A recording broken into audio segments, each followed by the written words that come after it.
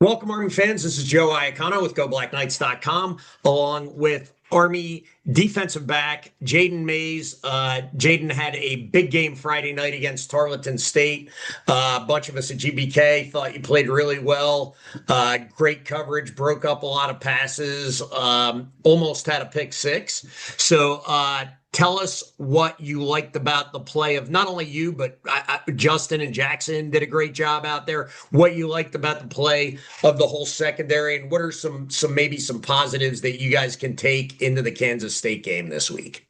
Yeah, Joe. I mean, obviously disappointing to come away with the loss. But I mean, there's good. There's good in all losses. Good things to learn, good things to see. Obviously, the corners had a really good game. Between me, Justin, Joe, and then Jabril, or not Joe. I'm sorry, Jackson and Jabril. And like, I mean, that's just Coach D coaching us to all play. Like I've said this before many times in this podcast.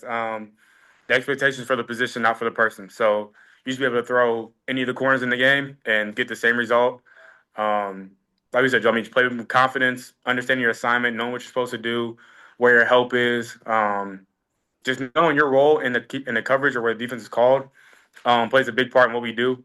So I mean, obviously, the things to clean up. Technique could be a lot better. Obviously, the game would have been completely different if that was a pick six instead of a pass breakup on paper. So obviously, wish you can get that one back, but you can't. So, I mean, next play mentality. But yeah, there's definitely positives and negatives that come up from a loss on both sides. Lyndon and I were talking about this a little bit. No, nobody likes to lose. Right.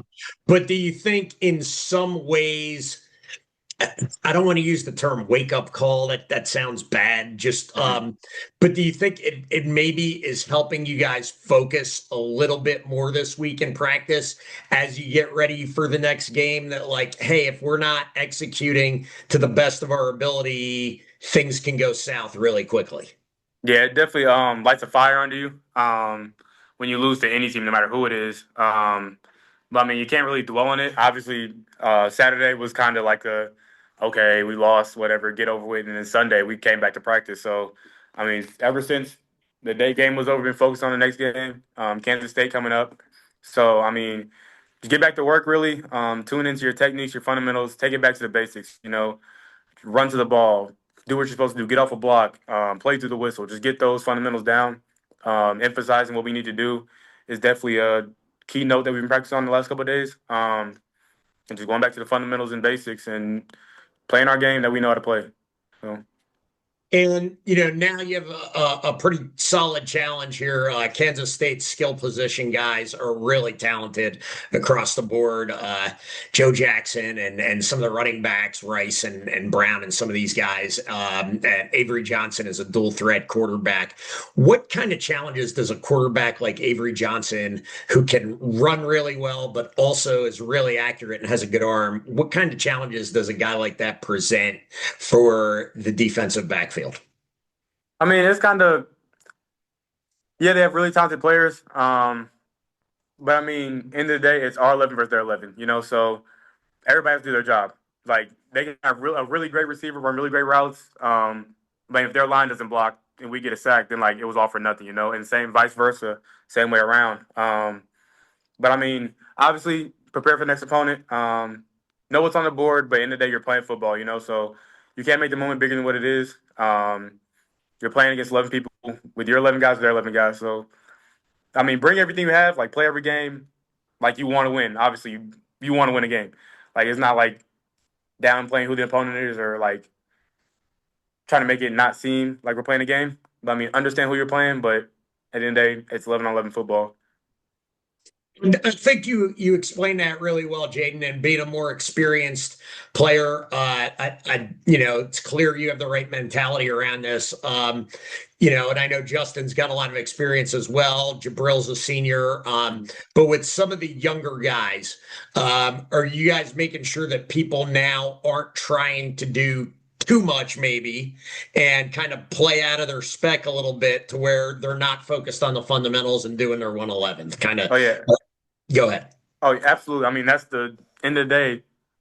Do your job, follow the plan. Those are our two team rules. So I mean, if you're trying to, like I said it before as well, if you try to get an interception or make the play that you're supposed to make, then you jump a slant, but then it's a slant and go, then like that's a touchdown instead of a pick six. So obviously, player technique, treat every play as his own play. Don't try to make up for something that happened before that you messed up on. So yeah, that's definitely the mindset we're trying to instill, especially in the corner room, because corner is a very exposing position. If you mess up, like the farther away you get from the ball, the more Everybody highlighted. sees it. Yeah, the more highlighted your mistakes are. A D lineman makes a mistake, it's 2 yard gain. Corner makes mistakes, it's 6 points. So just make sure everybody understands that there's an attitude that comes with playing corner, and an expectation as well that comes with playing corner, especially here. Um, so yeah, just instilling that in the young guys and reminding each other, like when we're in the game, next play, like forget, okay, you made a mistake, cool, watch it on the iPad, learn from it, don't make it again. But next play, like it's over. It happened. It's over. Good, bad, whatever it was, it happened. Play the next play. You just mentioned something that I kind of want to go back to. You Mm-hmm. said, playing corner comes with a certain attitude and a certain mindset. Growing up playing the position, any NFL guys that you looked up to or that you kind of tried to maybe model your game after or just kind of learn from a little bit? Yeah, I mean, one recently that's kind of like the same body type, Jair Alexander. I've been watching his film recently. Just playing the swagger he plays with, the confidence he plays with. It's definitely something to model and envy and play after. But I mean, that still doesn't take away from my technique and doing what I'm supposed to do. So it's definitely good to have like not necessarily a mentor, but someone that you're like understanding, like watch and you play. Try to play like that, but have that same swagger that person has, that confidence that person carries. Because I mean, they're doing that at the highest level possible in the NFL. So if you just understand how to keep your cool and be as poised as they are, that'll definitely help in the long run. But in the day, I'm doing what Coach Dixon coaches me to do every single day. So I'm not going to play out of my style or anything that is like glaringly different than what I normally do. Um, but yeah, it's good to have like a mindset of, okay, play like the pros, have that same confidence because they're going up against receivers that's been in the league for 10, 12 Yeah. years, they are stamped receivers and really, really good. They're like the best in the world. So they have a confidence to themselves, and an attitude of just like, you're lined up against me, I'm going to beat you. And that's like the attitude that we have in the corner room. Um, yeah, the competition is the highlight of the game. Absolutely. Good stuff. And you've played in big games before. You played against Notre Dame at Yankee Stadium last year. Army Navy every year is a big game, obviously.